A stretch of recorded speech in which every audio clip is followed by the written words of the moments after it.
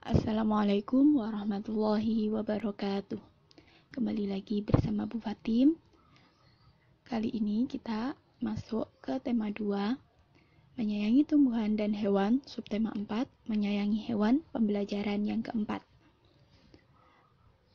Setelah tadi kita belajar pembelajaran 3, kali ini kita belajar pembelajaran yang keempat. Materi di pembelajaran keempat yang pertama yaitu bahasa Indonesia. Menulis cerita sesuai gambar. Ingat kembali tentang cerita bergambar. Cerita bergambar adalah cerita yang disajikan dalam bentuk gambar. Pada cerita bergambar, kita dapat memperoleh beberapa informasi.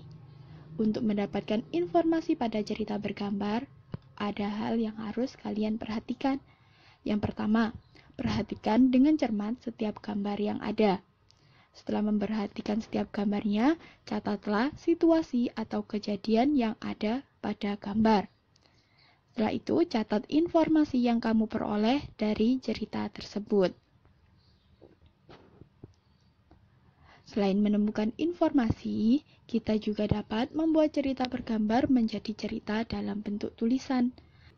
Langkah-langkah untuk membuat cerita tulisan dari cerita bergambar yaitu ada 5.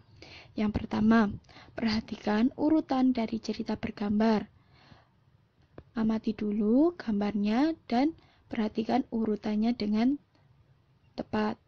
Yang kedua, catat informasi-informasi, situasi, serta kejadian yang ada pada gambar. Yang ketiga, buatlah kalimat-kalimat berdasarkan informasi-informasi yang kamu temukan.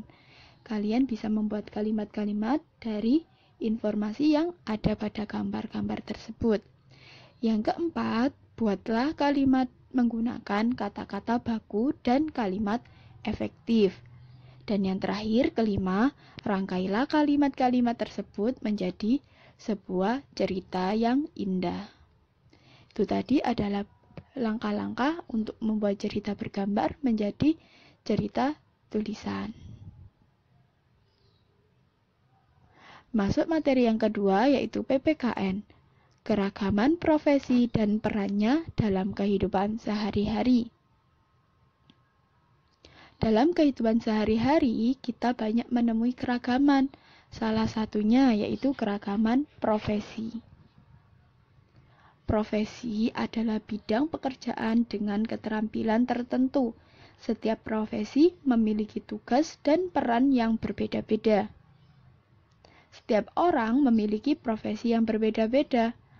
Maka kita harus menghargai keragaman profesi yang ada di sekitar kita. Berikut adalah beberapa profesi yang dapat ditemui sehari-hari. Di sini ada guru. Guru memiliki peran penting dalam mendidik generasi penerus bangsa. Tugas guru adalah mengajar dan membekali siswa dengan ilmu pengetahuan. Dan yang kedua ada arsitek. Seorang arsitek memiliki peran penting dalam membentuk rancangan bangunan agar bangunan tersebut menjadi lebih indah dan kokoh.